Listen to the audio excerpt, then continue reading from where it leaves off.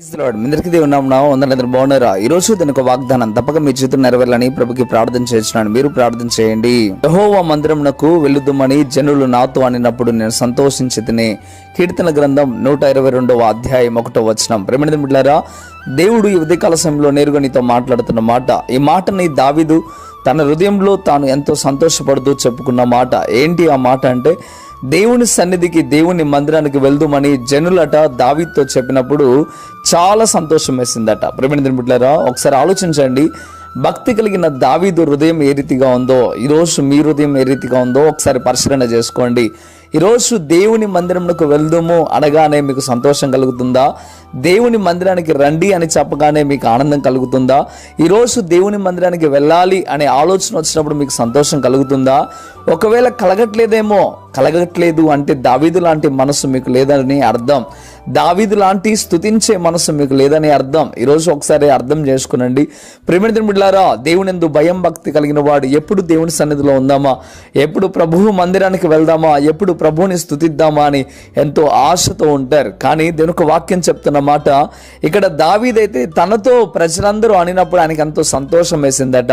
ఈరోజు నీతో కూడా దేవుడు మాట్లాడుతూ ఉన్నాడు. ఇది ఆదివారపు ఆరాధన దినం. తప్పక మీరందరూ కూడా మందిరానికి వెళ్ళాలని ప్రభు కోరుకుంటా ఉన్నాడు.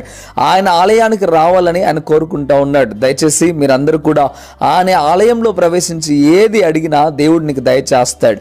ఆయన ఆలయంలో మొరపెట్టు వారికి దేవుడు సహాయం చేసే దేవుడు. అన్న పిల్లలు లేక వచ్చి మందిరంలో మొరపెట్టినప్పుడు, కన్నీళ్లు కార్చినప్పుడు దేవుడు సహాయం చేయలేదా? ఒకసారి ఆలోచించు. ఆనాడు భక్తులు ఎంతో మంది మందిరంలో కన్నీళ్లు కరవలేదా? ఎంతో మంది పాపం చేసిన వ్యక్తులు మందిరంలోకి వచ్చి ఎంతగానో కన్నీళ్లు విడిస్తే దేవుడు క్షమించలేదా?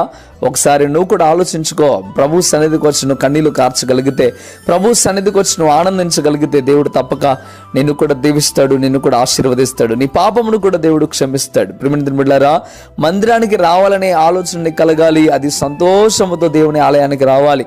అప్పుడే దేవుడు నిన్ను తప్పక దీవిస్తాడు, దేవుడు తప్పక నిన్ను ఆశీర్వదిస్తాడు. దావీదు లాంటి మనసు ఈ వాగ్దానం వింటున్న ప్రతి బిడ్డకు కలుగును గాక. మంచిది, ప్రార్థన చేద్దాం. ప్రార్థన.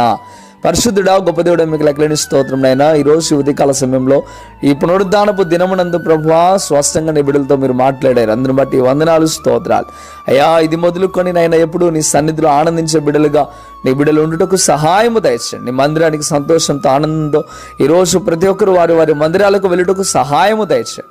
కృపా కనికరం చేత నింపండి, బలపరిచి స్థిరపరచండి. ప్రభువా మీకు వందనాలు. నేను స్తుతించు వారిగా, నేను గణపరచు వారిగా ఉండినట్లయితే ఎంతో మేలు, ఎంతో మనోహరం. ప్రభువా అయా, నీ బిడ్డలు ఆ రీతిగా ఉండుటకు సహాయం దయచమని, ప్రతి ఒక్కరు దుఃఖంతో కాదు, కష్టంతో కాదునైనా సంతోషంతో నీ ఆలయంలో ప్రవేశించగలిగిన మంచి మనసు దయచేయండి అయా. మీకు లెక్కలేని స్తోత్రం. వారందరినీ దీవించి ఆస్వాదించి కృపా కనికరం చేత నింపమని యేసయ్య నామములో అడిగి వేడుకుంటున్నాము తండ్రి. Amen, amen. మంచిది. ప్రియమైన బిడ్డలారా, ఈ వాగ్దానం ద్వారా దేవుడు మీతో మాట్లాడినట్లయితే తప్పక వీడియోని లైక్ చేయండి. అదేవిధంగా ఇంతవరకు కృపా TV India YouTube channel subscribe చేసుకోకపోతే ఎక్కడైనా మీరు సబ్స్క్రైబ్ చేయండి.